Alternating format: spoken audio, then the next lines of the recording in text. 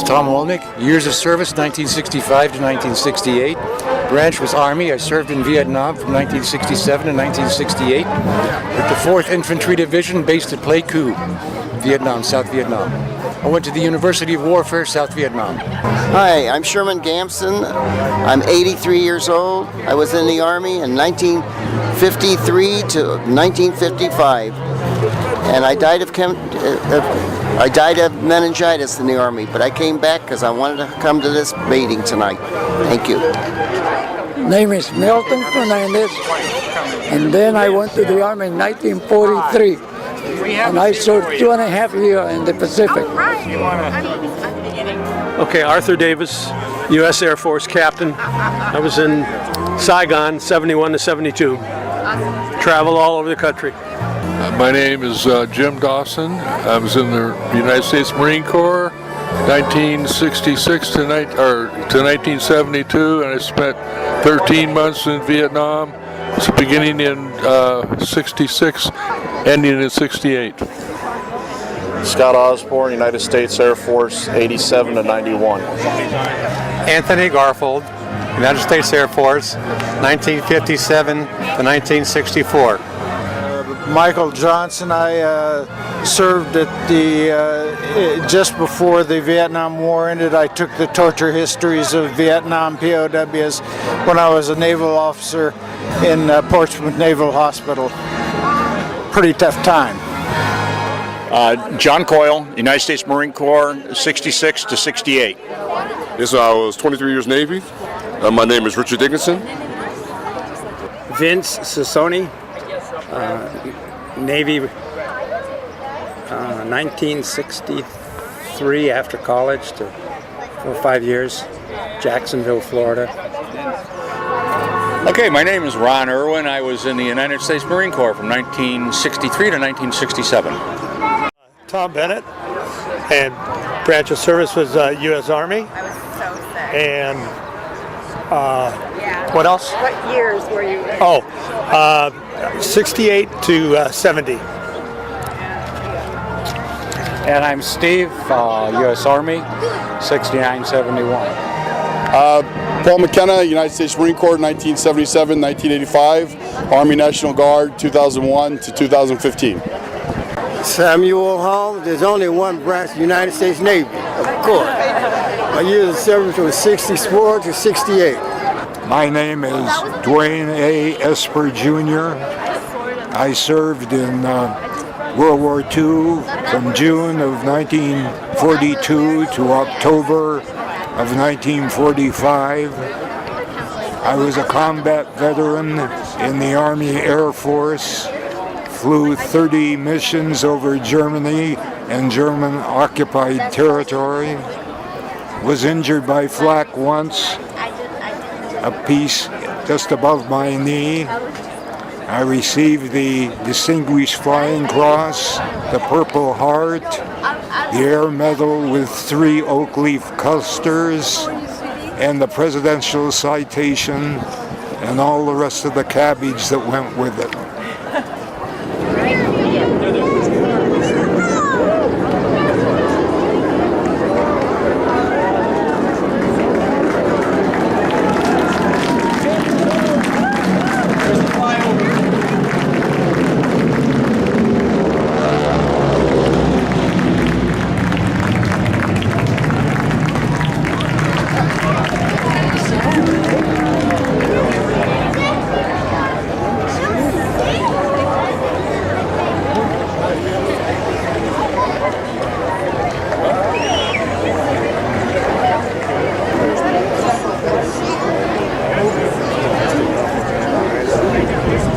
Good morning, everybody,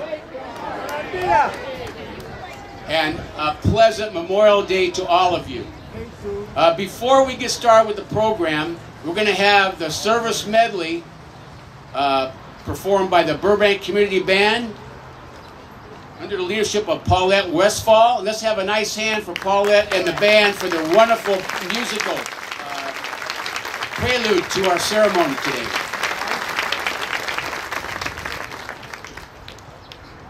So when you hear your service theme formed, please stand.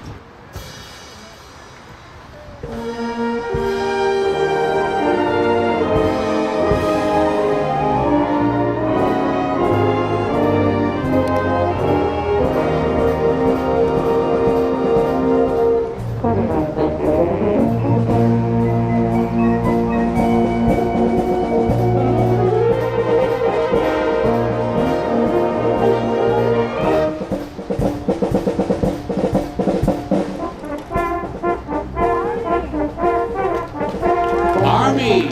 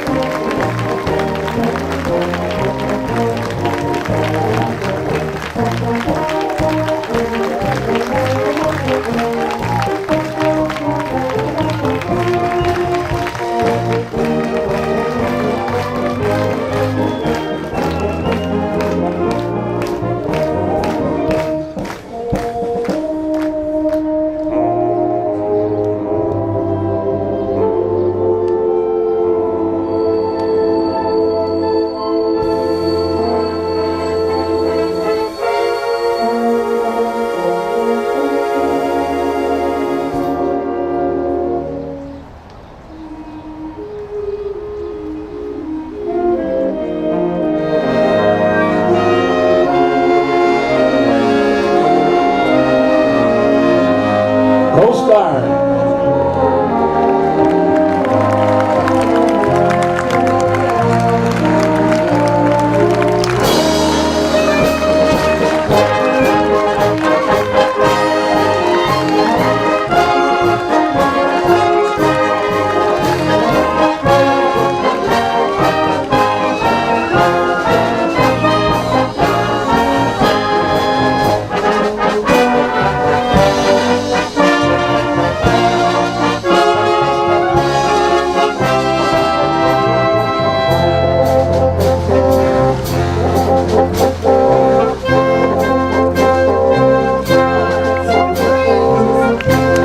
United States Marine Corps.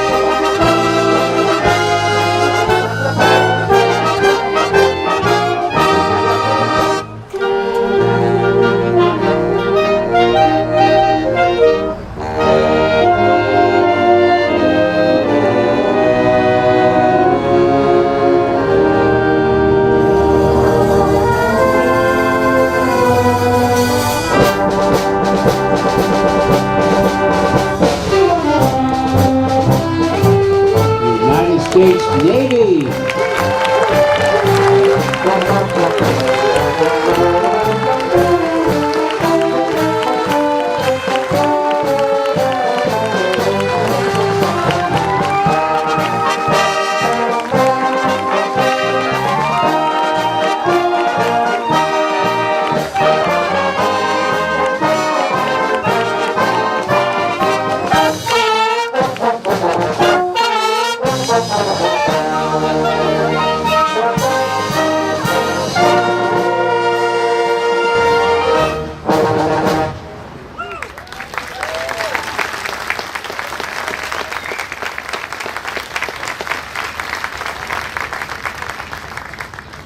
Once again, let's have a nice hand for the Burbank Community Band.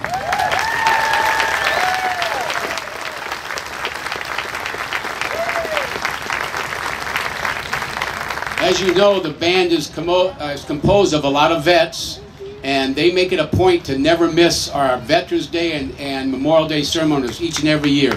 Thank you, Paulette and the band. Thank you so much. And I'm going to ask one more time, all the veterans in the audience, please stand and be recognized. God bless each and every one of you.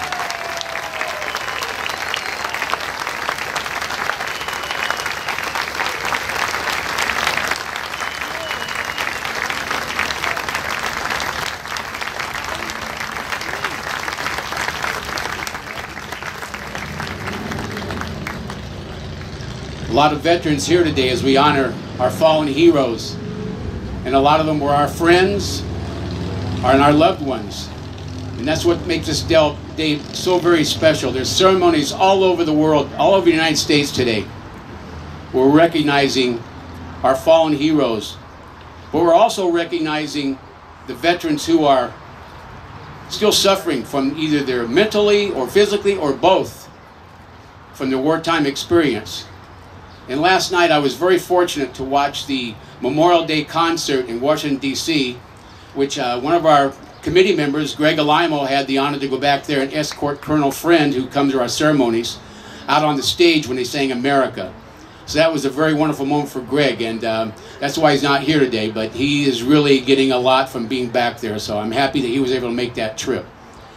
And also I want to, this Captain Luis Avila, they introduced him last night. He was seriously wounded in combat in 2011 in Afghanistan. He's on a really long road to recovery, but he's battling back, and he found out that music was one of his best ways for therapy. And he was on there last night singing America with everybody else. And he has a wonderful wife and family who are going to get him through this. And that's what we really need, is not only our families, but we need everybody in our community to support our veterans, to support them. And when they come home, let them know they have a place to stay, they have a place to get a job. And a lot of them are going through a lot of hard times. It's not an easy adjustment.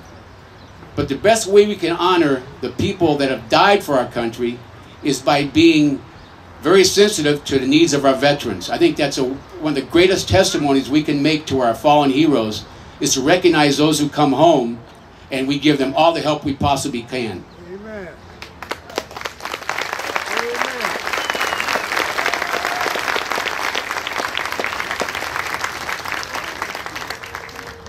And I also call on all my fellow veterans. Another way we can represent the men and women who died in the service of our country is to get out in our communities and put forth that we are veterans and we're here to make our communities better and do all we can to make a positive effect on our communities. Whether it be volunteering to do home delivered meals, being on a committee that you have a passion for, anything to make our community better. I encourage all veterans to do it. I do it as much as I can, and let me tell you, it is all a win-win situation. You get so much out of it, and I couldn't encourage it enough. Thank you.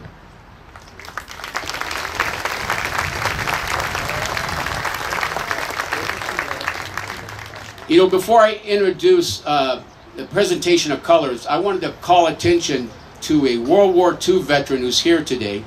In fact, I salute all the World War II veterans here today, but there's a gentleman, there's only 300 Pearl Harbor survivors left. And this gentleman that I'm going to introduce, in 1996, on the 75th anniversary of World War II, he answered the roll call. Approximately only 25 Pearl Harbor survivors were there, and Jack was one of the 25 that made it to that ceremony. So I'd like Jack Rogo to please stand and be recognized. He just turned 96 years old this past Monday, a week ago today. Stand up and give Jack a hand.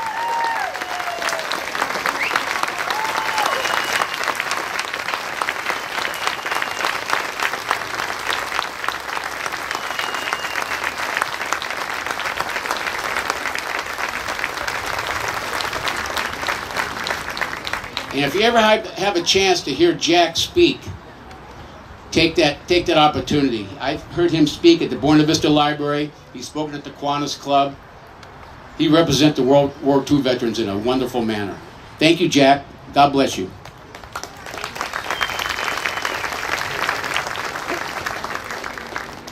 And now for the presentation of colors, the Crescenta Valley High School Air Force Junior ROTC, led by Lieutenant Colonel David Worley, retired.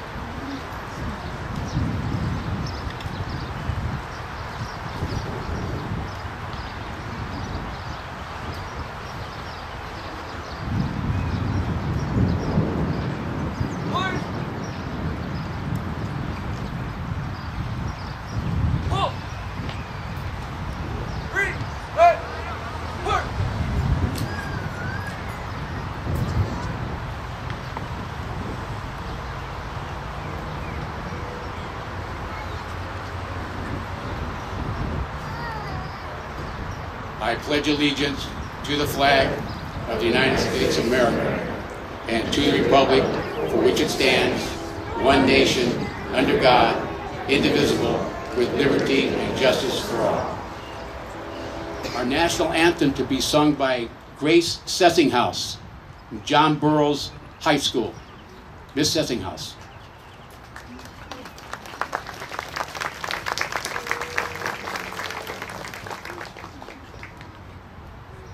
Oh, say, can you see by the dawn's early light what so proudly we hailed at the twilight's last gleaming, whose broad stripes and bright stars through the perilous fight o'er the ramparts we watched were so gallantly streaming, and the rocket's red glare, the bombs bursting in air, gave proof through the night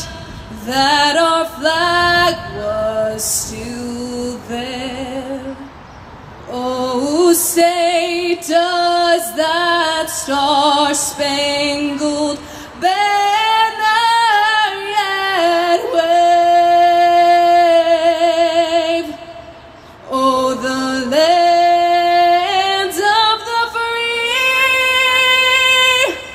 and the home of the brave.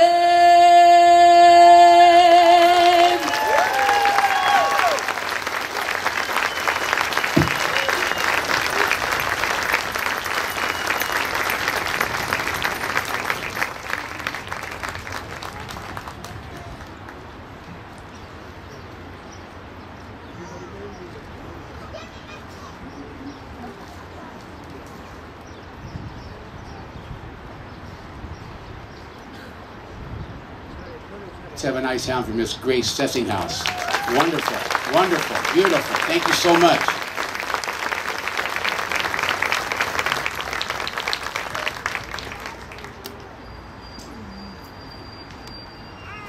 And now from our chaplain, Dr. Jerry A. Jones, the invocation.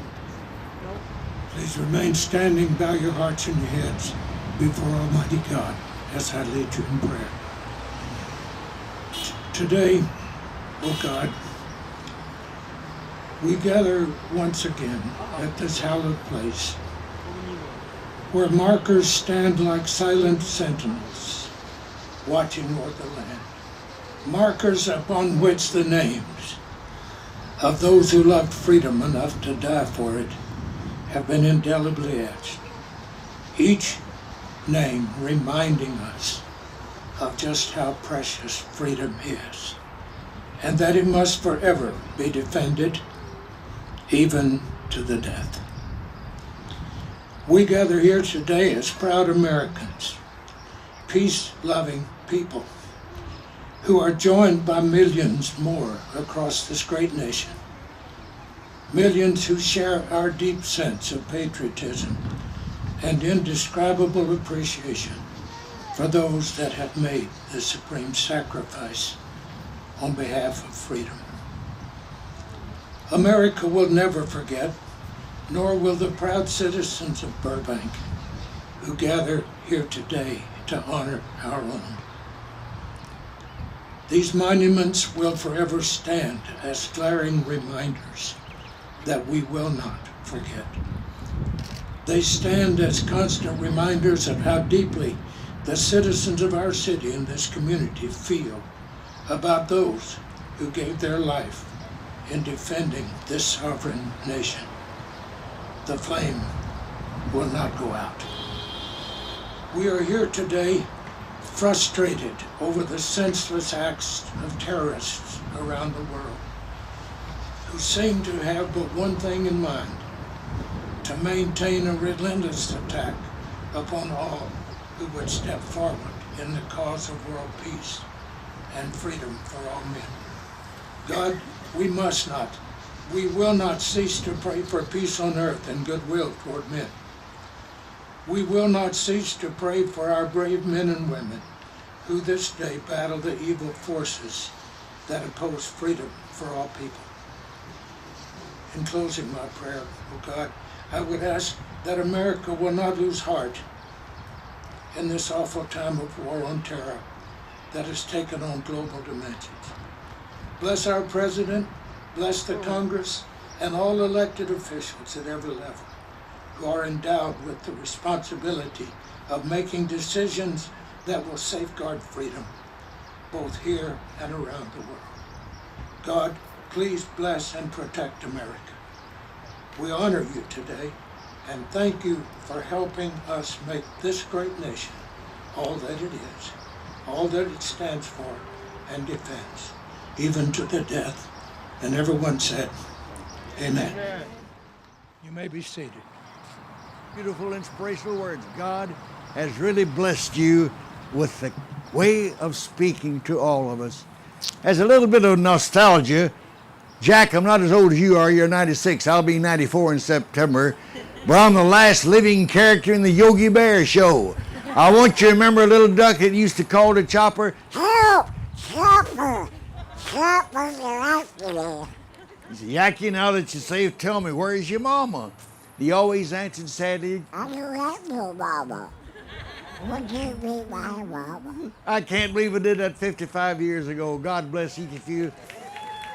And now I want to be serious. I want to be serious, and I want you to look at this old friend standing up there in front of those 5 flags as I bring you a message from the very heart of Old Glory. I'm so thankful I can do this. I am the flag of the United States of America, conceived in the dreams of liberty and the hopes of freedom. I was designed by the hands of Betsy Ross, and her sewing basket was my cradle.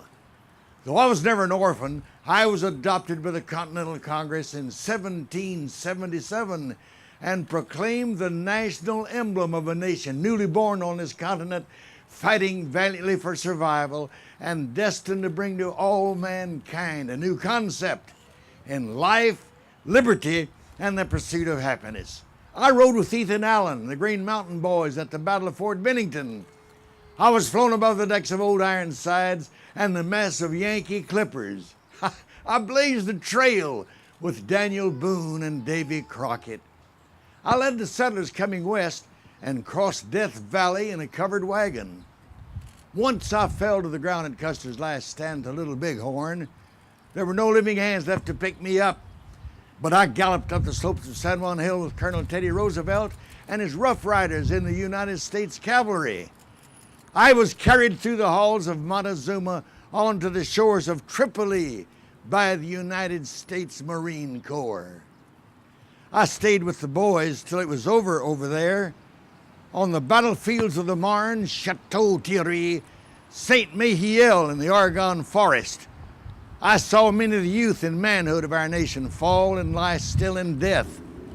They had given their last full measure of blood. The war was over for them forever, but I kept my lonely vigil over their graves and stayed to watch the poppies grow amid the crosses, row on row in Flanders field.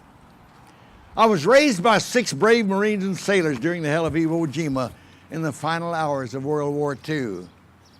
I haven't changed much in 240 years. I still have my original 13 stripes, but as each state came in the Union, a new star was proudly added to the constellation of my blue field. Start with 13, now there are 50. I have draped the caskets of our nation's heroes and borne to their last resting place the bodies of presidents, generals, admirals, humble privates, and the unknown soldier.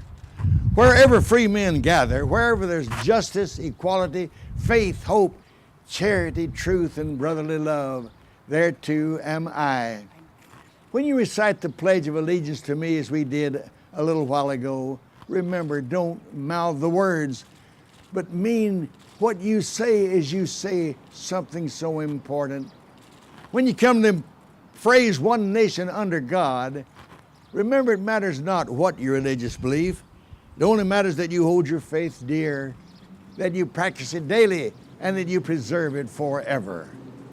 History will never write my obituary, for I am the stars and stripes forever. I'm Old Glory. I'm your flag. I am you. Now, while the storm clouds gather far across the sea, let us pledge allegiance to a land that's free. Let's all be grateful for a land so fair as we raise our voices in a solemn prayer with this beautiful lady, Pat Wamsley, who's going to come up now and lead us in singing one of the greatest songs America will ever have.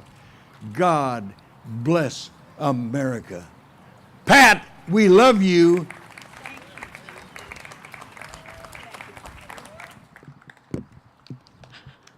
Good morning. Thank you all for being here. And those of you who have not been here before, this is a community effort. We all sing together, okay? And I want to hear you singing loud and with lots of heart, as Jimmy said.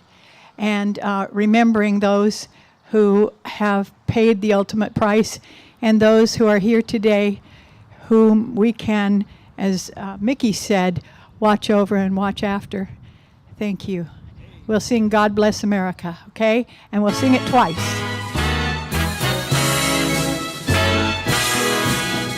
With hearts. God bless America. Land that I love, stand beside her and guide her through the night with the light from above. From the mountains to the prairie, to the ocean, right with God. God bless America, my home.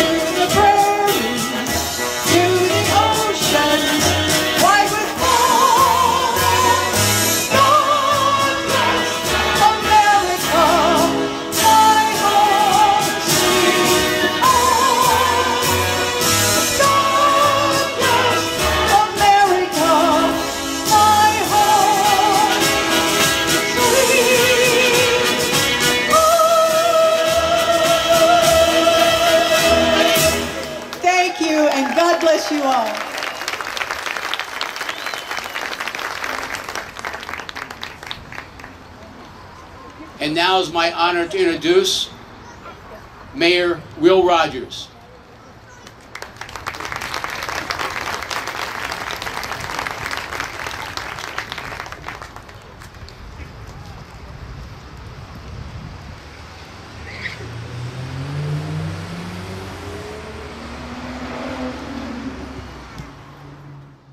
Good morning.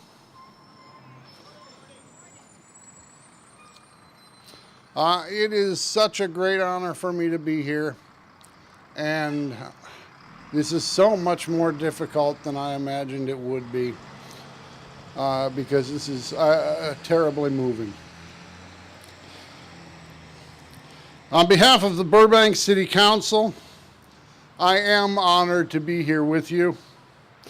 Today we come together as a community to pay tribute to the men and women who fought so bravely and gave the ultimate sacrifice to protect the peace and freedom of our great nation, including my own father.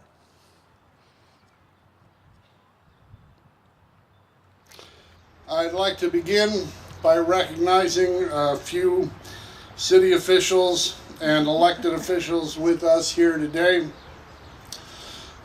First of all, we have Vice Mayor Emily Gable-Luddy, Council Member Jess Talamantes, Burbank City Council Member Sharon Springer, and Burbank City Councilman Bob Frutos. We also, I recognize Senator Bob Hertzberg here.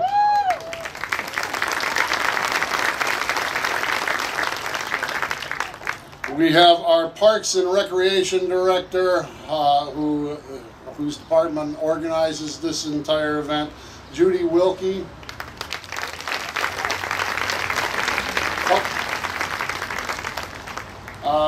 We have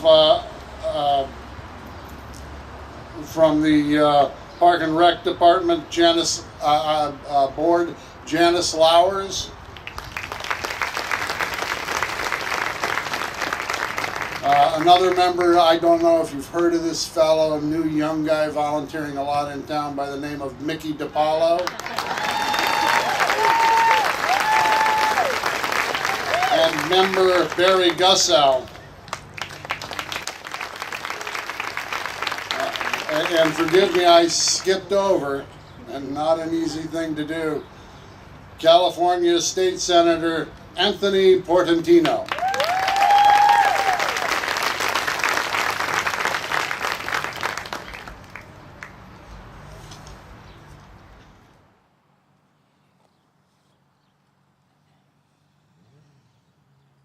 Ladies and gentlemen, please direct your attention to the POW MIA table to my right. At this time, we ask that you remain silent yet seated as we conduct the POW MIA ceremony. This ceremony is rich with military tradition as we honor those men and women of our armed forces who, in the defense of the freedoms of our country and that of the free world, are unaccounted for and are classified as prisoners of war or missing in action. We are specifically honoring the sacrifice of hundreds of thousands of Americans held prisoner of war and those still listed as missing in action since the time of the American Revolution. Some died from disease and starvation. Some perished in death marches. Some were tortured, some were lost, gone forever from their families. All were deprived of their liberties so that you may enjoy yours. At all military functions where meals are served, these heroes are always honored and remembered.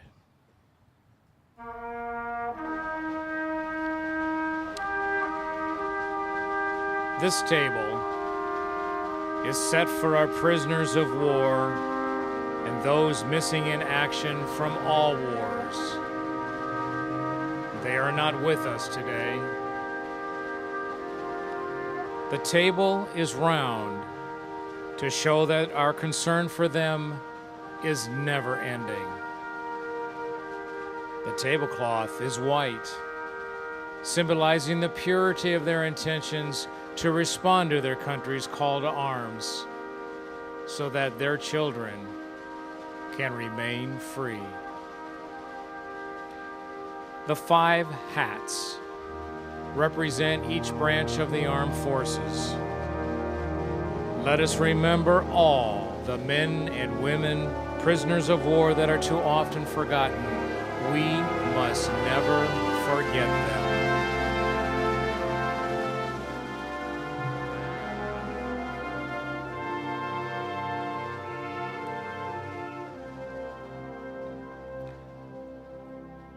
The lone candle symbolizes the frailty of a prisoner alone, trying to stand up against his oppressors. The yellow candle and the yellow ribbon on the candle reminds us of those who will not be coming home.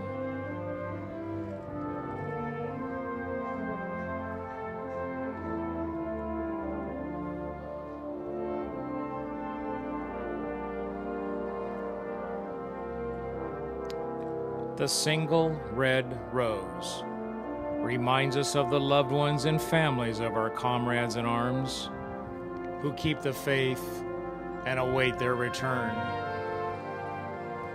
The red ribbon on the rose represents the love of our country, which inspired them to answer the nation's call. The black napkins on the table stand for the emptiness these warriors have left in the hearts of their families and friends. A slice of lemon is on the bread plate to remind us of their bitter fate if we do not bring them home.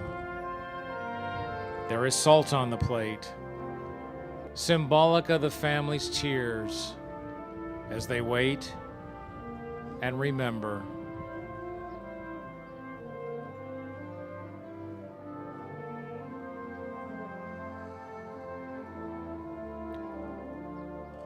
The glass is inverted, reminding us that our distinguished comrades cannot be with us to join in today's festivities, maybe tomorrow, if we remember.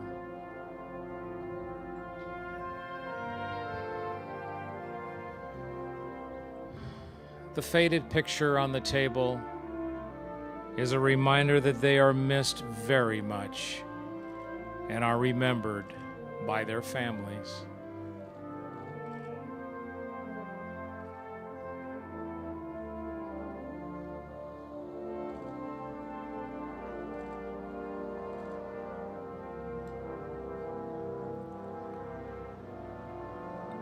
The empty, tilted chair depicts an unknown face, representing no specific soldier, sailor, airman, Marine, or Coast Guardsman, but all are here with us today.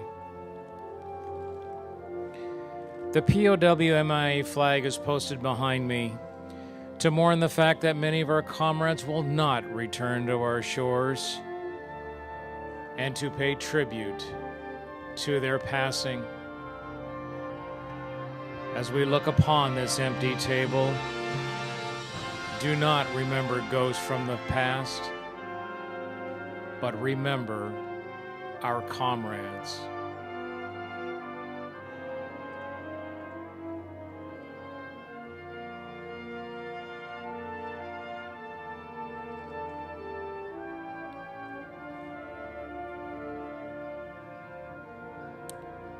Remember those whom we depended on in battle.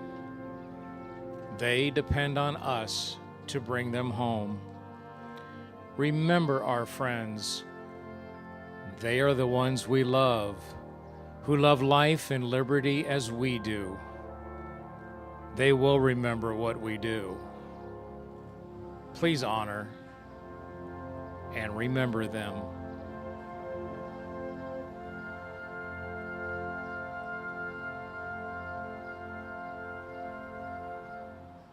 Ladies and gentlemen, let us have a moment of silence in remembrance of our prisoners of war and those missing in action.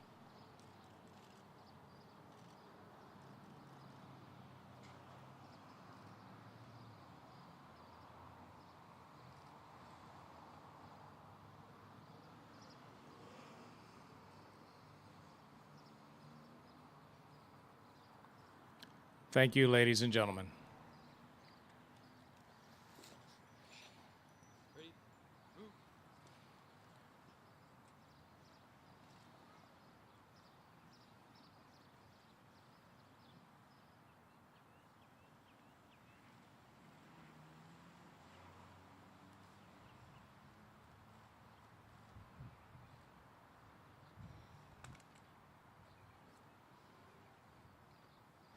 Crescenta Valley Junior ROTC students. Aren't they great?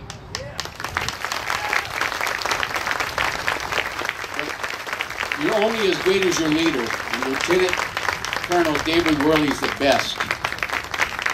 And I'm sorry to break some news to you all, but he's going to join the beautiful world of retirement. So he'll still be around, and I'll still be calling him to try to get it coordinated, get this wonderful group of young people over here. I had a chance to talk to him this morning. There's one young man, they're all juniors at La Crescenta High School, Crescenta Valley High School, and he wants to go to the United States Air Force Academy. He wants to be a pilot, so he's already got his life set. So that's wonderful. We have somebody that's already a junior in high school, already had his sights set, so that's wonderful. And before I go further, real quick, before we do this presentation, I wanted to welcome home to U.S. Army Specialist 4, John Paul Grass, BHS class of 2014, served in Afghanistan. He has just recently been discharged. Let's give him a nice hand. John, could you stand up?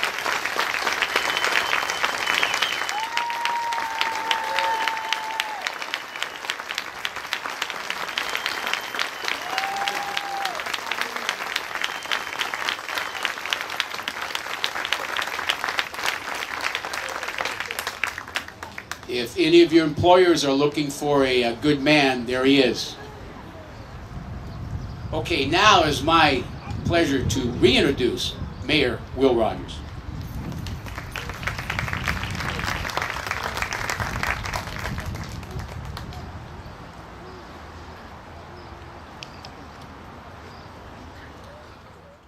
And just on behalf of the Burbank City Council, I would like to present a couple of certificates to Lieutenant Colonel Worley. If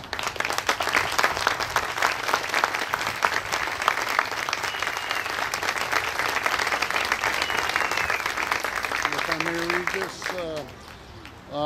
this is presented by the City of Burbank and the City Council to Lieutenant Colonel David F. Worley, in recognition of your participation in Burbank's 2017 Memorial Day ceremony. On behalf of the City Council, I thank you for your service and dedication to our country and for your participation in all of our veterans programs. I'm honored to present this to you as a token of our appreciation and gratitude.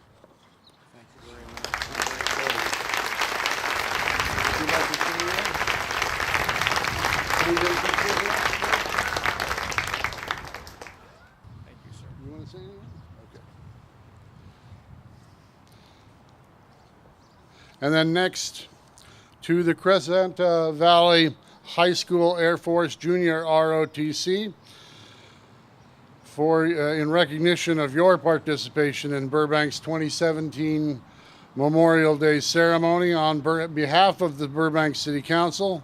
I thank you for your service and your dedication to our country, and for your participation in our Veterans Program. I'm honored to present this to you as a token of our appreciation and gratitude.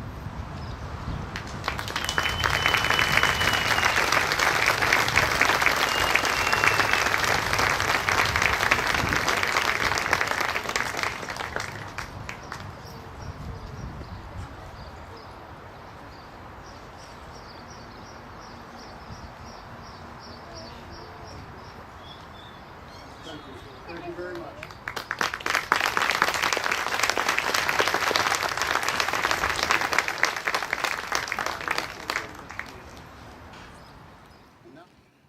And now we come to me, what is the most important portion of our ceremony.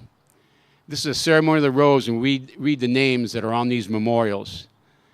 And I invite, we have a lot of scouts today, which is great. Let's give the scouts, the Girl Scouts and the Boy Scouts, a nice hand. This is really summertime for them, but they chose to come here, and we thank their leaders. They're wonderful leaders for bringing them out here. And I'd like to call up my colleague on the committee, Mr. David Christ, to read the World War I names. Mr. Christ. Manuel Tofino, Harry Leslie Colton, Ray Frederick Enos, James McLeod. Beginning our World War II soldiers lost in combat. Edwin V. Anderson, Herbert E. Anderson, Jr., Winston H. Arnold, Lee Baguerre, Warren A. Barker, Clinton D. Barton, Neville A. Barton, Jr., Kenneth Bell, Harold Beadle, Jr., James A. B.A., Warren R. Blakeman, Donald Blakesley, Arthur R. Bode, Rex Bobby, Herman L. Bauer, Louis Brammer, Donald N. Broman, Floyd L. Broman, Richard H. Bunbow, Albert B. Byland, H. Campbell, David Carrillo, Delbert Ben Carr, Robert W. Chambers, Glenn E. Chapman, John Morris Chase, Fernando Chavez, John Chauvenet, Charles Christopher, Jack Clark, Alfred W. Cole, Walter Collier, Roy Canero, Paul G. Cassandier, Norman F. Craig, Claire C. Cross, Wallace Crowder, who is the only woman on our plaques, James G. Davis, Tello DeSantis, C.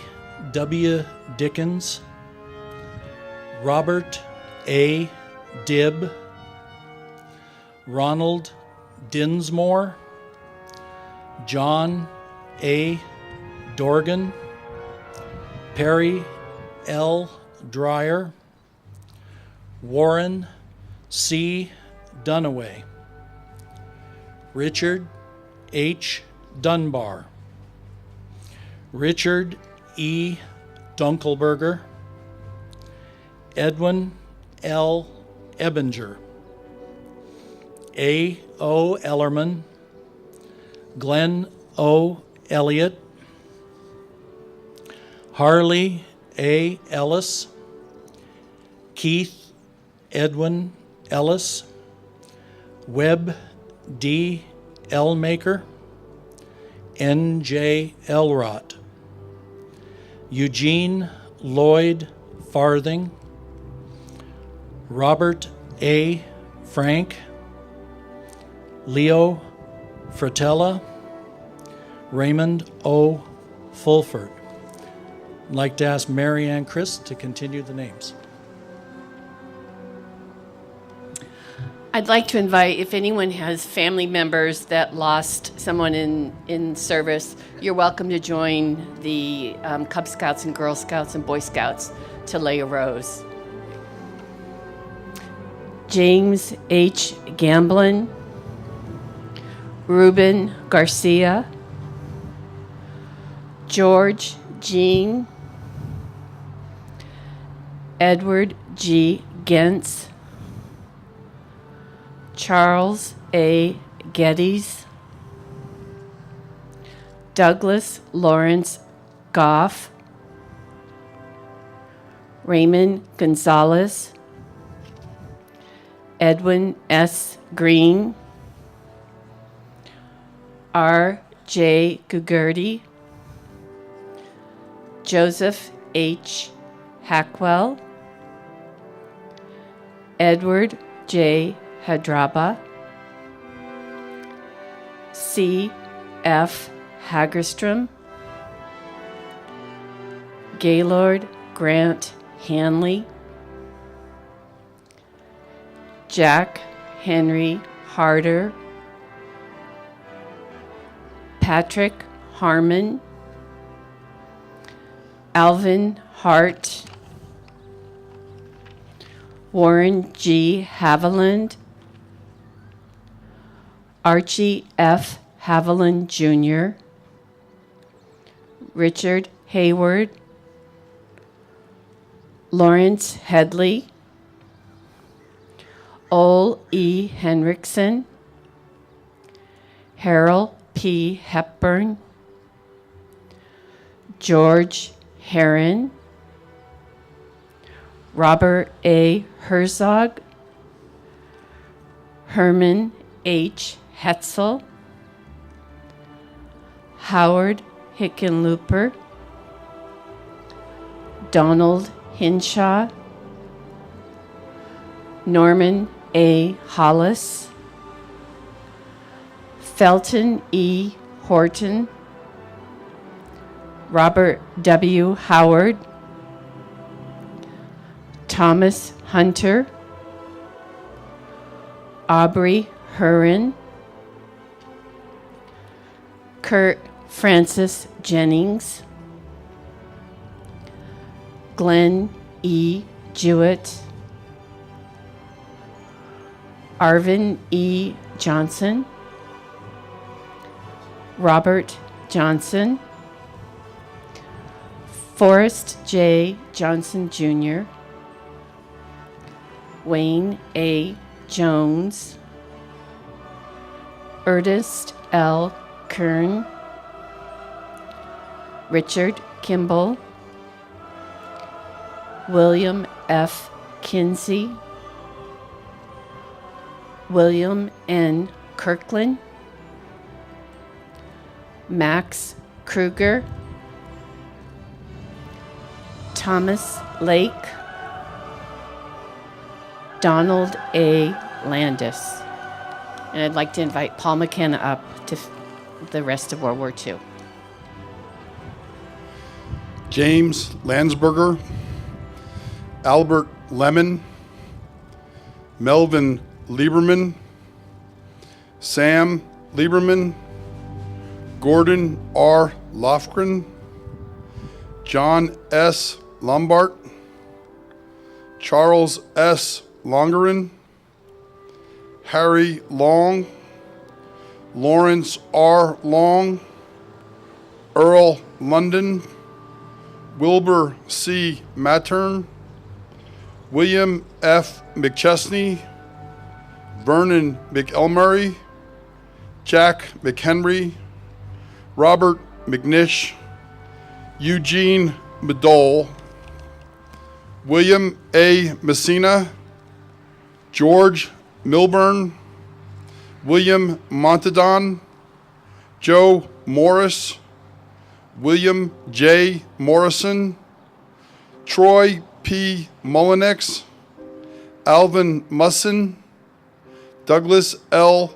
Muchler, James Williams Myers, Norman L. Myers, Wesley N. Myers, Warren F. Nielsen, Carl V. Nelson Jr., Harold Nelson, Frank C. O'Donnell, Fred W. Otell, Peter Ogborn, Bill B. Parker, Robert Spencer Patterson, William A. Pelkey, Floyd Penry, Jack R. Penbris, John Pillington, John Frederick Plouffe, J. A. Pritchard Jr., James G. Purdy, Bartholomew Quint, Glenn Rain, Douglas Richards, Joseph T. Risden, Gerald Roberts. JW, continue. Virgil Robertson, B.C. Robinson, Frederick C. Rowland, William A. Rutledge, John Samorian, Quentin Sondal, Daniel Sonder, Creighton Schaffer, George R. Schaefer, Roy Clifford Shear, Robert E. Schmidt, C. E. Shemedke, Robert L. Shrug, Paul Schwartz, W. E. Seagren, Arthur B. Sherman.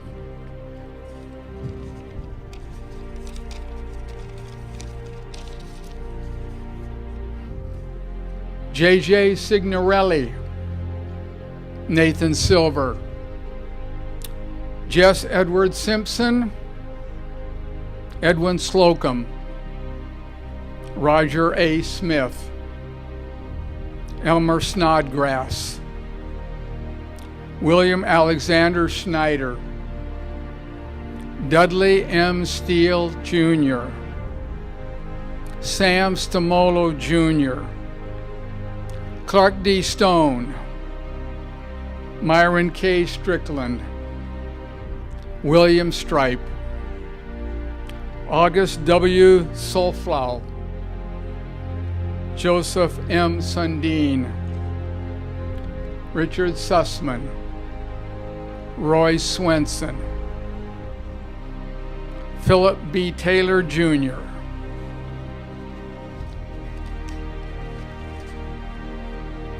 Walter Merrill Taylor, William E. Taylor,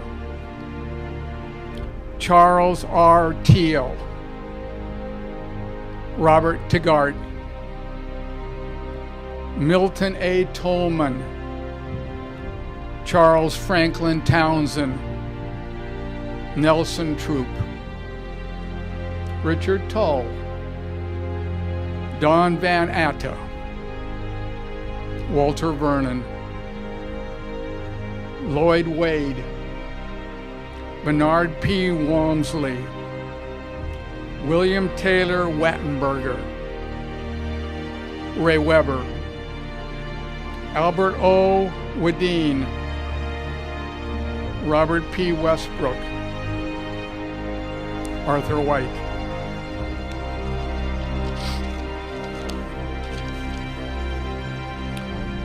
Robert W. Wickers, Donald L. Wickersham, Jack Wiles, Johnson B. Wiles Jr., Richard D. Williams, Robert K. Wilson, Ronald H. Wingate, Albert A. Wyatt, William H. York, and John T. Zimmerman. Dr. Jerry Jones will read the names of Korea. Dr. Jones? William J. Barnes, Donald S. Bills, Jr., Bobby S. Box, Edward L. Conyers, Max L. D. Rosette, David M. Ellis, James Homer Elliott, Foster L. Del Mar, Edwin Giron, Curtis A. Hatfield, William C. Caron, George R. Klein, Alfred J. Ledger, Jr., Burton H. Levinson, Michael LaMagna, Arnold Nally, Larry Shiner, John D. Varney, Robert V.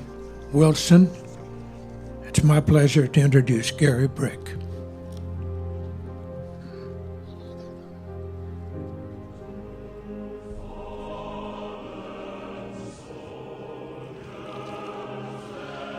Vietnam, Jerry Joe Allen, Robin Annis, James M. Ball,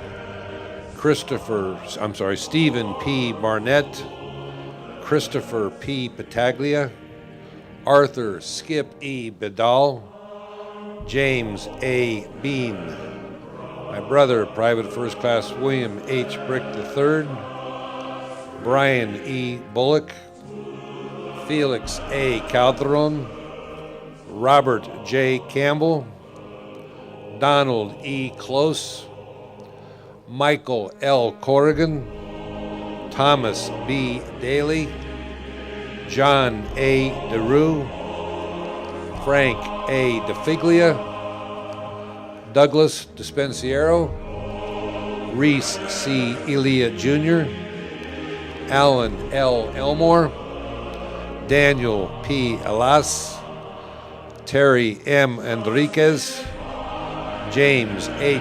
Flickinger, Stephen D. Francis, John A. Jarro, Wayne E. Halstead, Stephen P. Hansen, Norbert P. Halasapal, and Robert K. Hull. And Pat Wamsley will join us next.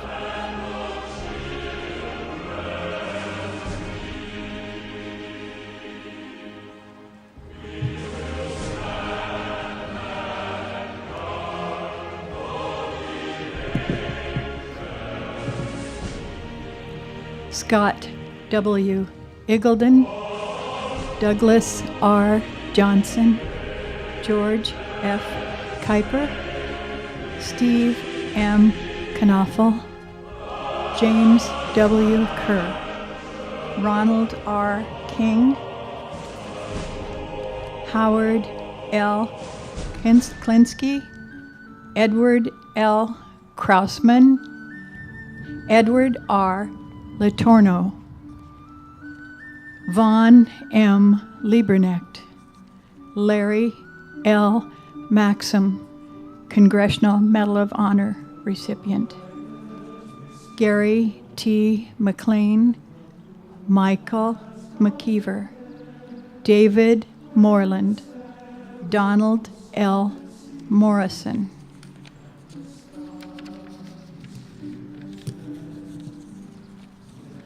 Andrew J. Payne, Jr., Stephen D. Pleasant, William C. Proctor, Jr., Paul V. Cagliari, Robert W. Robinson, David Salisbury, Charles P. Searles, Sal Silva, Larry Stefan, Gunter R.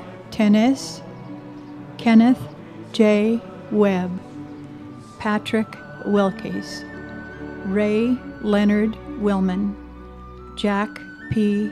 Wilson, Jr.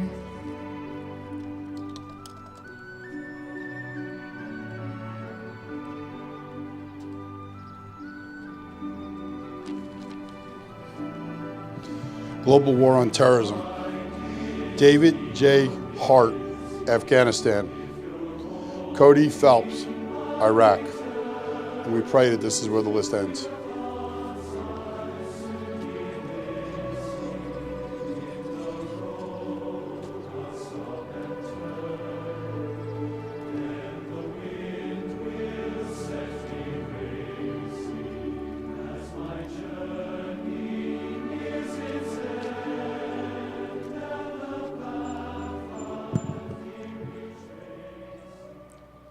Thank you.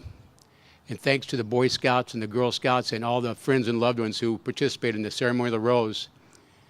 And God bless each and one of our men and women who have paid the ultimate sacrifice. May they rest in peace and have a beautiful eternal life. And now it is my pleasure to introduce Bobby Cranston, along with her husband Bryce, to sing a beautiful Beatles tune called In My Life.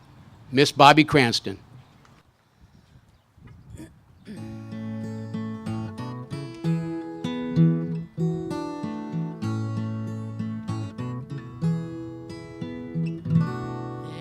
Places I'll remember all my life, though some have changed, some forever, not for better. Some are gone and some remain. All these places have their moments with lovers and friends I still can recall. Some are dead and some are living. In my life, I've loved them all.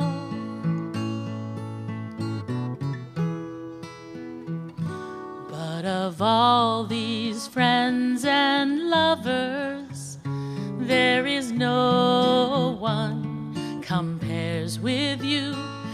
These memories lose their meaning when I think of love as something new. Though I know I'll never lose affection for people and things that went before. I know I'll often stop and think about them. In my life, I love you more.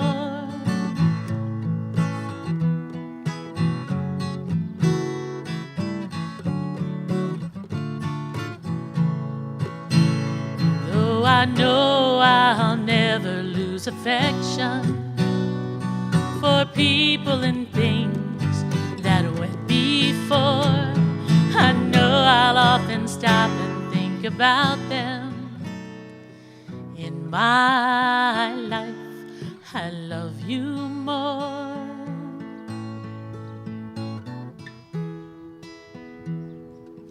In my life, I love you more.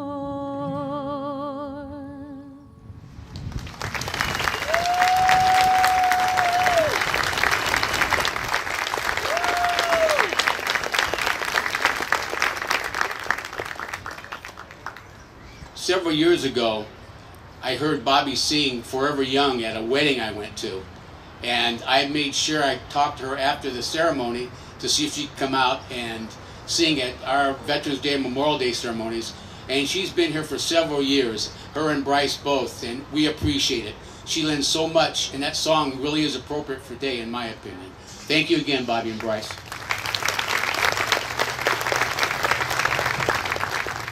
Before I ask Mayor Rogers to come up to the podium again, friends of mine, their uncle, Thomas Hunter, is on our World War II plaque.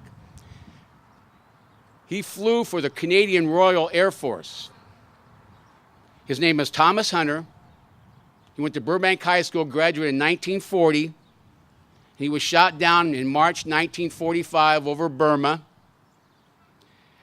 And today, Joan Nichols Dempsey, his niece, Kathy Nichols Coyle, his niece, Steve Dempsey, great-nephew, Catherine Curl, great-great-niece, Luke Dempsey, great-great-nephew, and C.J. Coyle, great-great-nephew.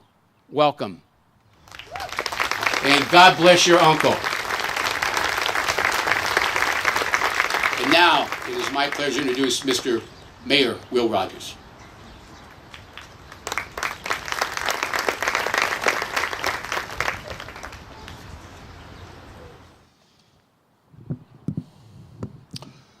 Thank you, Mickey.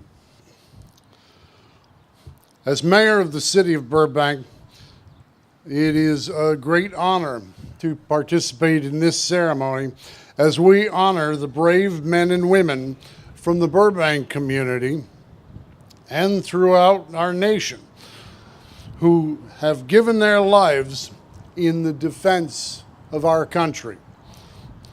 On Memorial Day, we pause to remember those who have made the ultimate sacrifice in the name of freedom.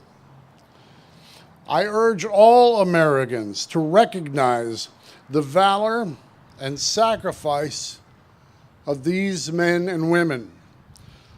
Let us honor our fallen heroes who have proved their heroism, bravery, and belief in the American way of life. We also must acknowledge the mothers and fathers, husbands, wives, children, and other family members who provided strength and support to their loved ones serving in the armed forces and who have suffered the most withering loss.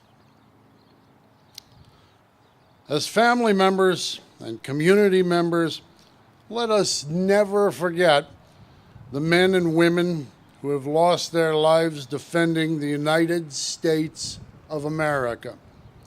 Today, we honor their memory and pay tribute to them. The City Council and the Veterans Committee thanks each of you for attending today's ceremony. Bless all of us in Burbank and bless the United States of America.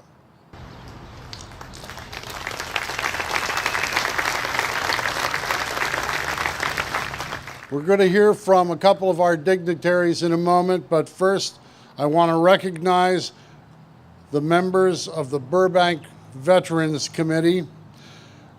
The Burbank Veterans Committee has worked diligently since its inception to plan our veterans event each and every year. I ask the members of the Burbank Veterans Committee to stand so we can acknowledge their work and thank them for their dedication to ensure that the sacrifices of America's heroes are never forgotten. Could you stand, please, if you're a member?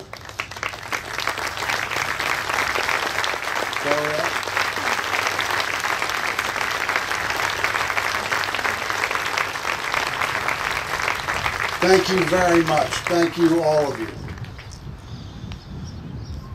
Now, at this time, it's my enormous pleasure to introduce someone I consider a friend, but he also happens to be our congressman representing California's 28th District. a man of whom I think many of us are especially proud of late. Please come to the podium and say a few words. Congressman Adam Schiff.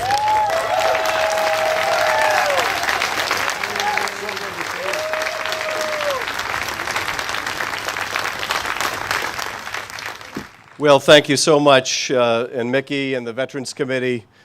We are once again in your debt for a beautiful Memorial Day ceremony. Gold Star families, veterans, service members, ladies and gentlemen, my fellow colleagues, it's a delight to join you and pay tribute to those who have served this country and those who have laid down their lives.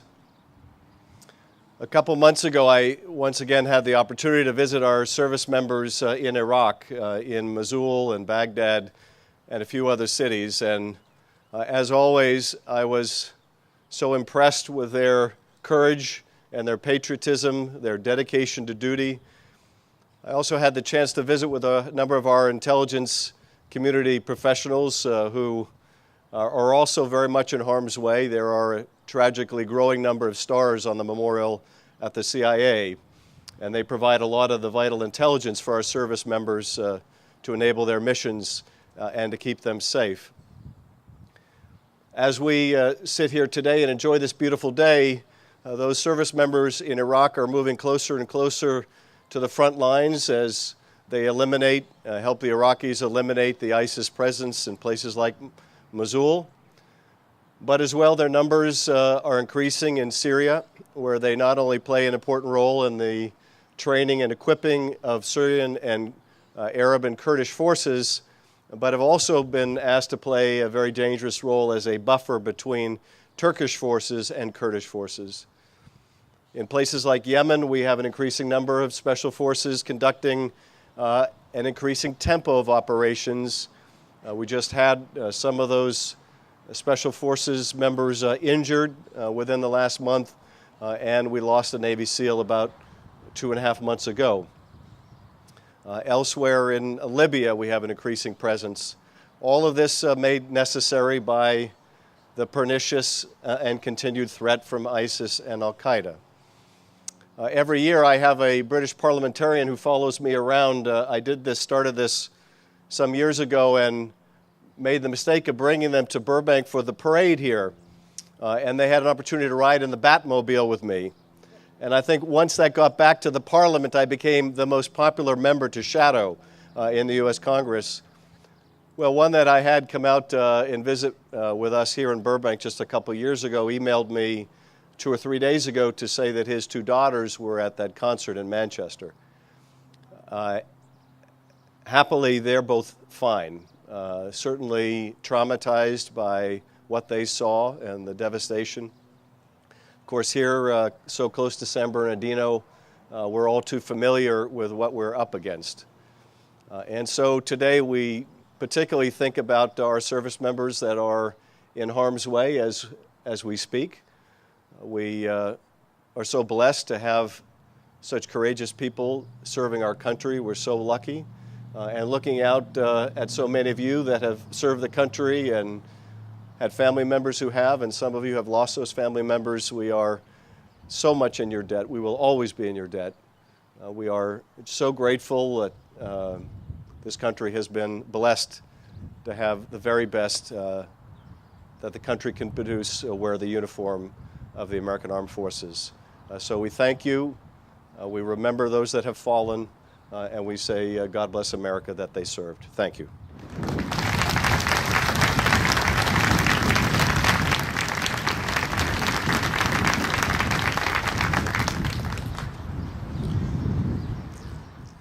This might be an opportunity to note also with regard to the war on domestic terrorism that none of us could have been surprised that when we learned of the victims in the recent Portland episode.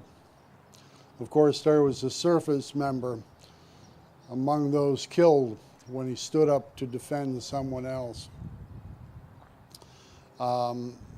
Just another example of going above and beyond and then far beyond the call. Senator Hertzberg, this has not been prearranged, but would you like to share some words with us?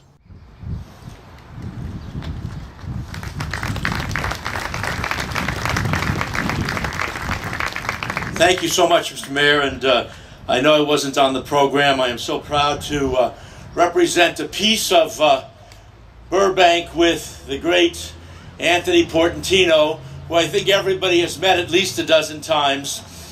There's nobody in government that in my 44 years of being around government, who works harder on a day-to-day basis to respect the community than Senator Portantino, and I know he's going to speak after me, but I want to give it up for you, sir. And I also just want to say to our congressman, he used the words courage, patriotism, and duty. I've known Adam Schiff for a long time, long before he served. But everybody here today, as you see him on all the television stations, in a measured and appropriate way, asking the appropriate questions, doing it in an elegant and respectful way, we are all so proud. Congressman Schiff, I know you were up here, but man, you are a rock star. Absolutely incredible. Thank you. Thank you for what you do. And all I want to say is this is Anthony Portantino's time. I appreciate I represent only 14 precincts of Burbank, but man, I love representing those 14 precincts. I love Burbank. But Memorial Day, it's not a campaign speech. I know that. I'm coming. I'm coming. And what I want to talk about in that regard, because of today, is service.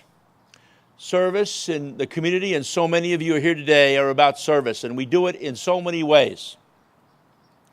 We serve in our churches, in our communities, in the Red Cross. We serve by virtue of being on the committee to put this memorial today together. But the ultimate value of America is liberty, And service with respect for those who gave their lives is the biggest kind of service you can give.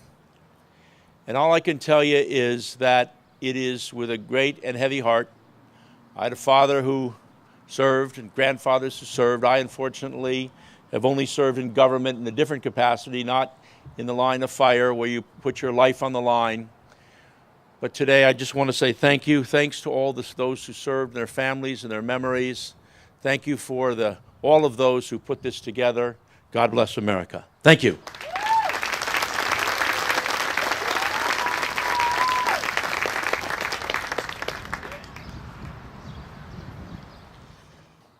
And as some of you may have noted, our next speaker, I was able to introduce him earlier. He'll now return for a few comments of his own. Senator Anthony Portantino.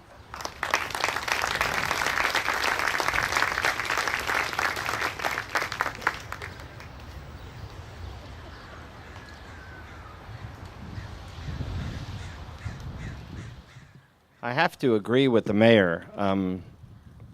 Sometimes it's easy to give a speech, and sometimes it's much more difficult.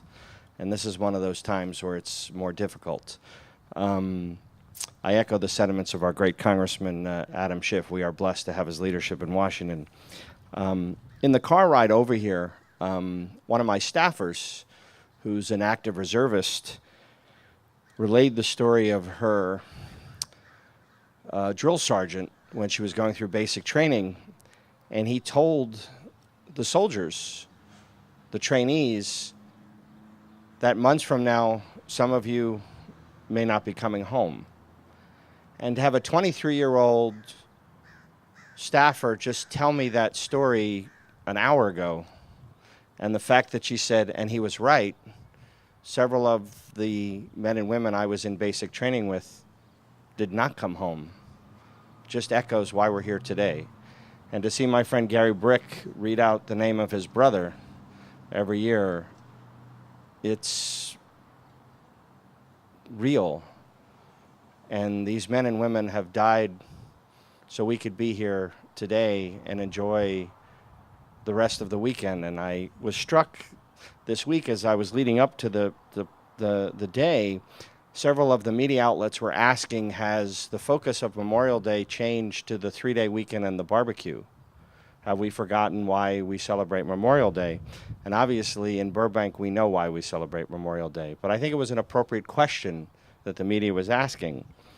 And I saw a very short quote from President Garfield, who, when he wanted to talk about fallen soldiers, he said, "For the love of country, they accepted death. For the love of country, they accepted death." And so to me, the soldiers, the men and women, are our heroes who accepted the responsibility for our freedom, but they accepted the responsibility that they may not come back.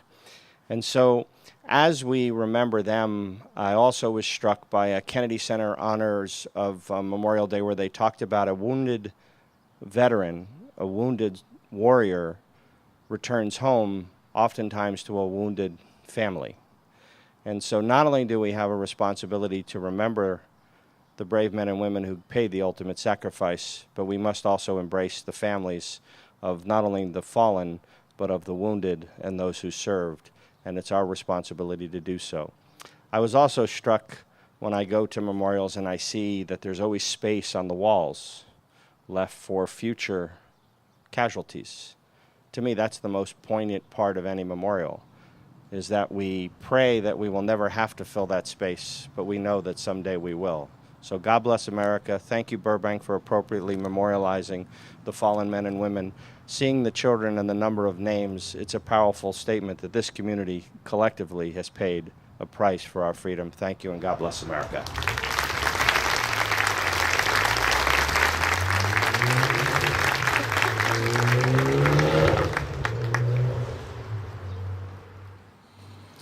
I was also struck as we heard the names, how many family names are still here, and how their lives have, their deaths have seen their families continue to grow and to do more and to serve more. Many of them prominent family names, many of them not. But they're still here, and they have that relative's sacrifice to be grateful for. And now, finally, I'd like to, I think we happen to be blessed at this particular point in time to be represented by some local officials who do such an excellent job of, after election, continuing to serve the cities that elected them. And they're back here often. They're not running off and politicking. And one of the very best examples of that, someone who continues to serve the community, is Assemblymember Laura Friedman. If you'd like to say a few words, please.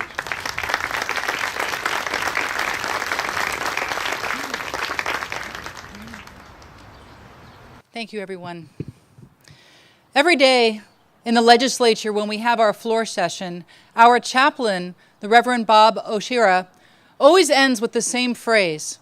Every day he says, "With love and gratitude beyond words."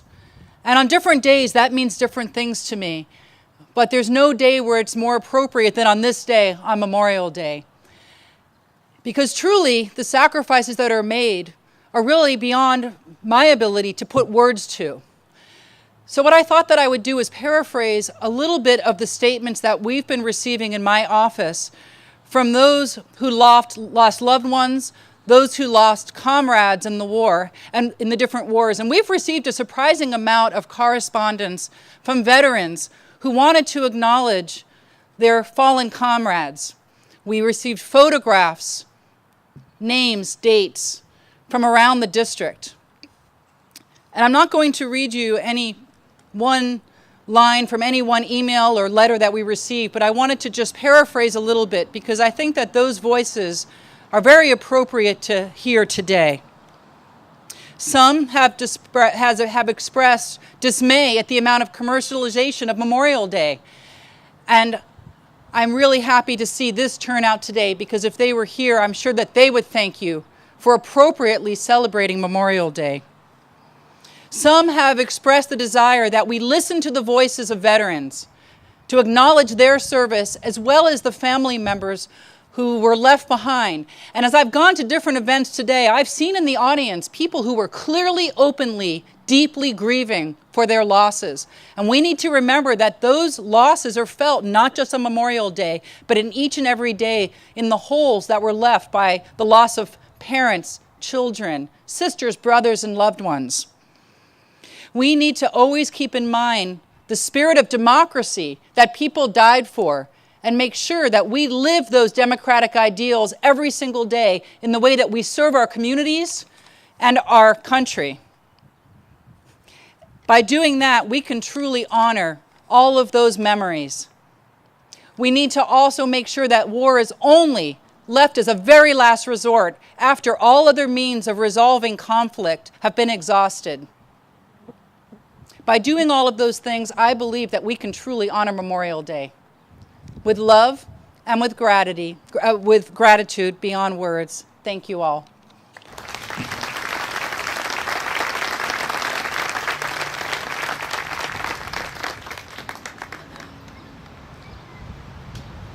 This is the point at which traditionally I'd be thanking the dignitaries for being here today, and I do. But in fact, I want to thank all of you.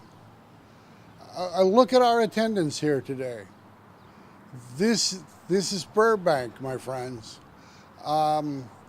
Thank you for being here. Thank you for joining us. Thank you for supporting our vets who are here and those who are not here. If you believe there is something more that the City of Burbank can and should be doing than the many programs we already have for veterans, do not hesitate, do not think twice. Pick up the phone and call City Hall and ask to speak to a council member or myself and tell us your idea. Because I promise you, we are open to them, we're looking for them. We want to hear what more you think we could be doing or should be doing. Thank you very much for being patient with me today, and I'm going to turn you back now to Mickey DiPaolo.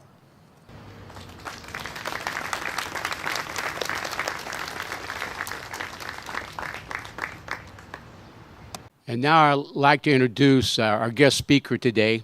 I met him at the Buena Vista Library when a gentleman that wrote a book about Vietnam was there to speak on it. And it was kind of fate that I met him because he was talking about one gentleman that used to come here and do our honor guard detail. And we had a rifle salute when the disabled veterans was still here in Burbank. And this gentleman was a World War II veteran and a genuine American hero. And I'd like to introduce Mr. Corey Abner to speak about Webb Radowans. Mr. Abner.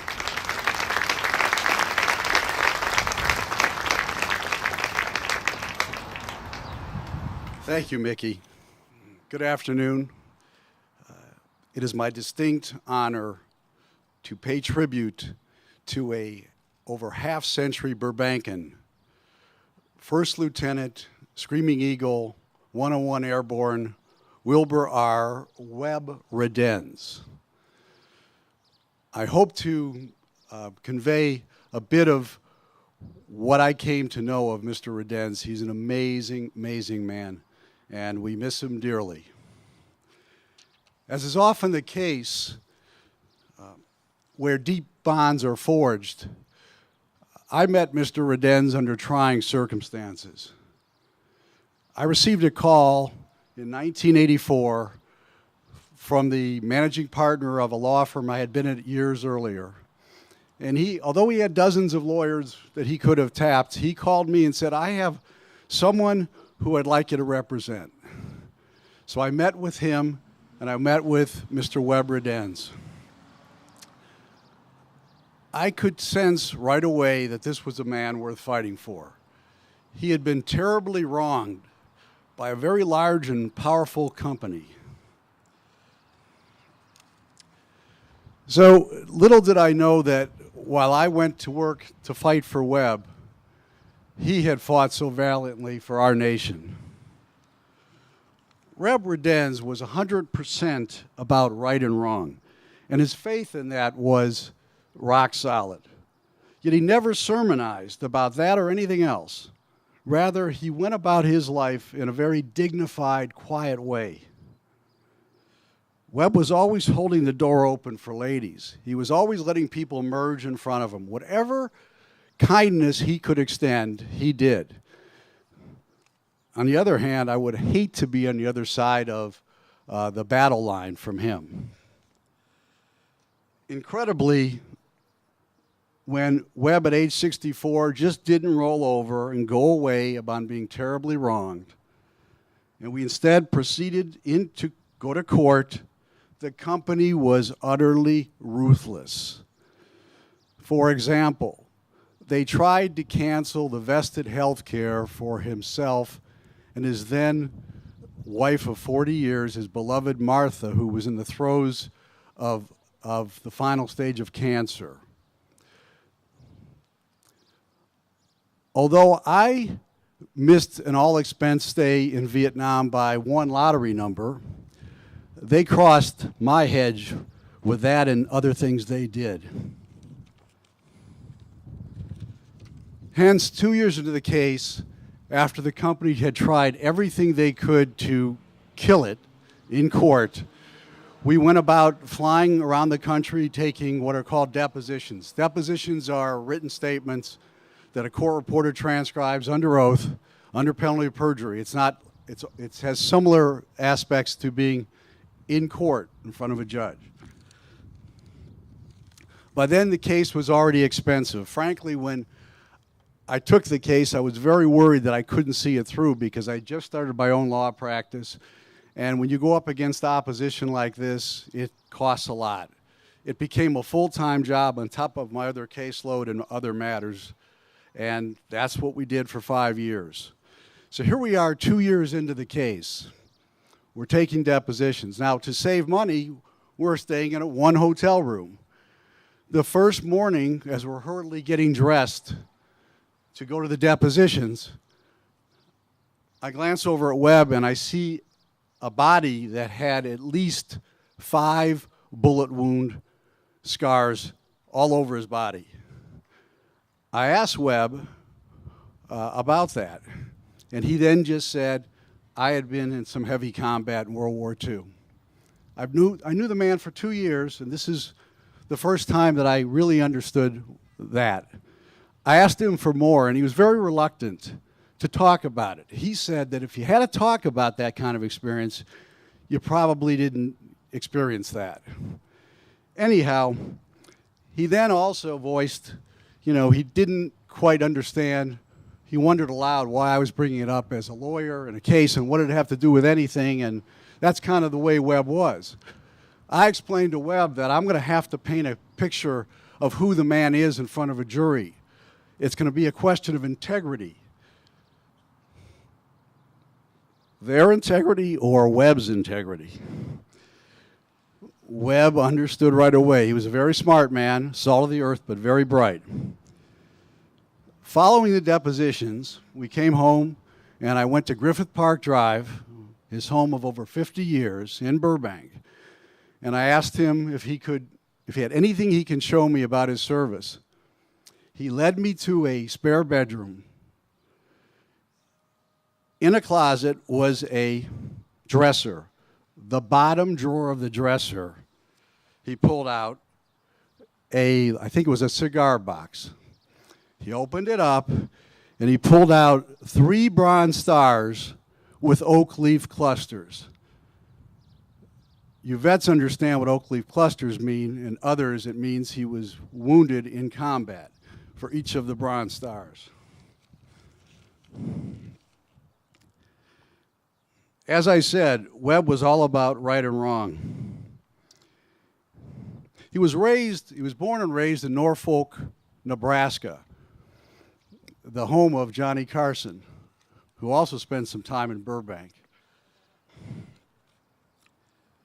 He enlisted, although he was of German-American descent and often referred to himself as a hard-headed kraut, Webb enlisted at age 17. Right and wrong. Webb saw wrong and he enlisted. It was no surprise to me, having gotten to know him a bit, that he rapidly rose up and was the NCO before D-Day of his platoon, and then he received 2 battlefield officers' commissions in combat and became a squadron leader. Among the crucial accomplishments and heroics of the Screaming Eagles and other airborne, he flew in hours before D-Day to open up by force corridors for the soon-to-be landing troops at Utah Beach. He also secured a crucial bridge for their advancement and took out other bridges to stop any counterattack. This was so dangerous a mission that even the 101 Airborne would only take volunteers, and of course Webb never would pause for a second. I learned of other combat experiences he had in the deep of the fight for Europe and the world. But some things are left best unsaid. After all that Webb had been through, and then during the 5-year legal war we waged, Webb never showed anger nor resentment. It was remarkable. Again, he had an unshakable faith in right and wrong, and we knew we were right. Things like ethnicity or religion or of the company executive who came in and terribly wronged him, or the team of lawyers against us, never crossed his mind. I asked Webb about his obviously being 100% ethnic and religious colorblind. Webb explained to me how he came to be that. He told me that he literally saw Catholic chaplains on the battlefield giving last rites to dying Jewish soldiers in Hebrew. He saw Jewish chaplains giving last rites to dying soldiers who were Catholic. And they gave it, in Latin, Hebrew, whatever it took. He said, I know we have the same God. In his relations with me, Webb never once during our 5 years expressed any doubt over my resolve, ability, or approach. Carrying on Webb's case was even more difficult than I had thought. Frankly, I would go 6-month stretches of 14 to 18-hour days, 7 days a week. This lasted years. It put a strain on my young family. My wife's here today and connected with Webb, Janine. She's still as beautiful as ever and very accomplished. It put a strain on our young children, but nonetheless, we persevered. Even through all that, I am more proud of having represented Webb Redens to the kind of man he was in that case than any other matter I've handled in nearly 40 years as an attorney.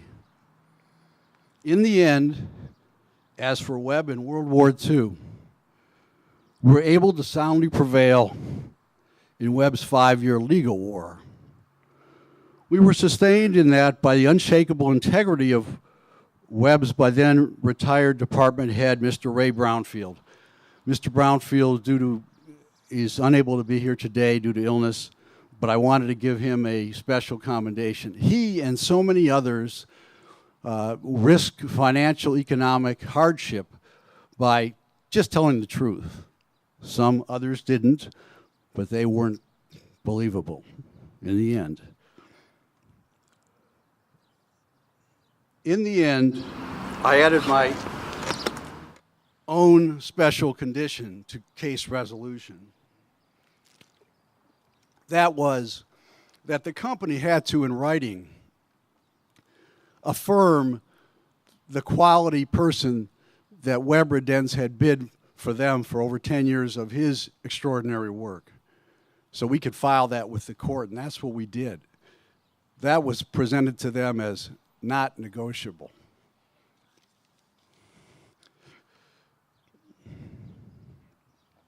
Webb Redens, it was an honor serving with him for 5 years in a legal battle. And it was a priceless opportunity and blessing to get to know such an extraordinarily fine man. I'd like to, for Webb, now also extend a shout out to any airborne, 101 airborne here, and any other airborne and all the vets today. I know Webb would really appreciate this gathering and what it means. Mickey, thank you very much for affording me this opportunity to share the honor and essence of the Webb Redens that I firsthand came to know. No doubt, to me, among the greatest of the greatest generation. Thank you.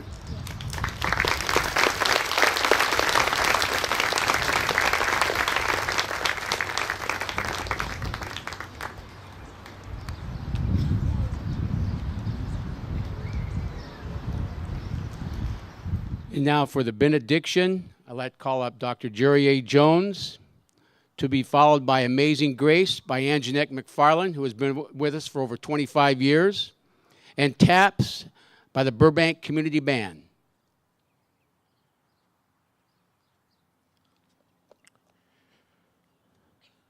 Please honor the benediction today with your heart and with your heads bowed. Dear God, we have come to celebrate freedom, and we have. We have come to honor the brave men and women who have and who at this moment proudly wear the uniform of our country, and we have. We have come to remember those who, in all wars past, have laid down their lives that we might be a free people, and we have. Now, as we will soon leave this hallowed and beautiful spot, the markers and the eternal flame, may we go, but somehow leave our spirit and our prayers behind, yet going forward that we may not forget. We commit ourselves to this promise. We will not forget. And as Mickey always reminds us, pray for peace. Amen.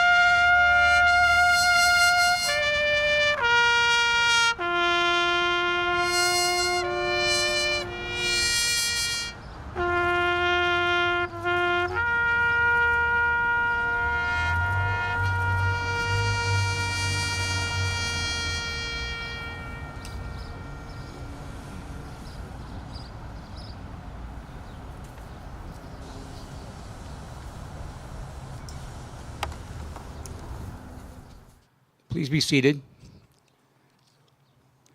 Before we close, I just want to call attention. Number one, look how beautiful our rose garden looks.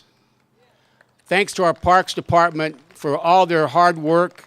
Our memorials have been repainted, but our parks crew here takes a lot of pride in prepping this throughout the year and making sure that everything looks as strack and pristine as it personally can be, and they do a great job, and they do that because they have a lot of pride and they have a lot of respect for the people that serve our country. And also, I want to thank the staff from Miss Wilkie, Judy Wilkie, our director, Catherine Labrado, Jenny Griffin, Dave Mudgett, Melissa Sorich, Miguel Delgado Garcia, and Daniel Mardekin for all their help here today.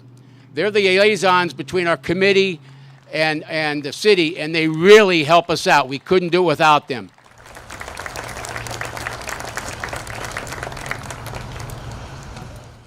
And also, some real quick announcements. Burbank Elks Lodge, 1497, is doing a free barbecue for veterans. Anybody that's a non-veteran, you pay a little bit, not much. But it's a free barbecue, hamburgers, hot dogs. So please partake over there if you get a chance. It's not that far away. And also, there's a gentleman here in the audience. His name is Marciano Ventura. He's U.S. Navy retired. And he has a wonderful Memorial Day exhibit at his home. It's located at 1811 North Catalina Street. It's not that far away from here, a mile and a half at best. And he has a wonderful clay display in front of his house. And he invites everybody to come over and take a look at this very, very patriotic undertaking he has done for the past few years. And he's even going to have coffee for you. So by all means, try to stop by there. And also, I'd like to call up Mr. Jimmy Weldon, if he can come up here with me before. Now, before I have Jimmy give us a pep talk, I just want to say one thing. You know, we used to always talk about when I was in the military, and I'm sure a lot of my fellow vets, men and women here today, we used to talk about the simple things at home that we couldn't wait to get back to. Go to Bob's and have a hamburger. Go and have a good burrito at Kiko's here in Burbank or places like that. But one I really want to read, and it was left at the wall in the Vietnam Memorial in Washington, D.C., and it reads like this. It comes from the book Shrapnel in the Heart. What I'd give to shell pecans with you on the porch once more. God bless you all. Have a great rest of the day. And pray for our fallen and pray for their families. Thank you. Pray for peace also. Mickey, thank you. This guy back here happened to be my past commander, post commander, Don Schilling. I want to have a little personal thing, if I may, with you. My life today means so much because this guy's sitting there, number 3 over there. He doesn't even realize it, but what a real patriot he says I am, and he certainly is. Adam Schiff gave me my little 501c3 nonprofit corporation called Center for Youth Patriotism. I speak in schools and talk to police departments, and I say, hey, it's so much great, so wonderful. Now today, let's think of this. Memorial Day, the tribute that we gave all of the men that died for us. Freedom is not free. I had a woman involved here too. But anyone that is a veteran that passed on, we give them honor, certainly. But if each one of those were here today, right here where I am now, they would say thank you for your memories. I am chaplain of Post 43. Adam Schiff is a son of the Legion. And we always use the MIA flag and give a special tribute at every meeting. It is never forgotten. So important. So the importance, they would say thank you, but if they were here, they would say, someday you may have to die for our country, as we did. We know you will. But we want to tell you to live for America. Live for America. They would say this to you. Here's what they want to say to you right now. I will live this day as if it is my last. And what shall I do with this last precious day which remains in my keeping? First I will seal up its container of life, so that not one drop spills itself upon the sand. I will waste not a moment, mourning yesterday's misfortunes, yesterday's defeats, yesterday's aches of the heart. For why should I throw good after bad? I will avoid with fury the killers of time. Procrastination I will destroy with action. Doubt I will bury under faith. Fear I will dismember with confidence. Each minute of today will be more fruitful than hours of yesterday. My last must be my best. I will live this day as if it is my last. So now, Burbank and all the rest of you, as we leave here today, thank God for America. God's blessed us like no other land on this earth. We want to say, yes, we love America. We're so proud of you. And I say, go get 'em, Tigers. God bless you. And Adam Schiff, you're the greatest. Bless you. Jimmy Weldon, folks, give him a hand.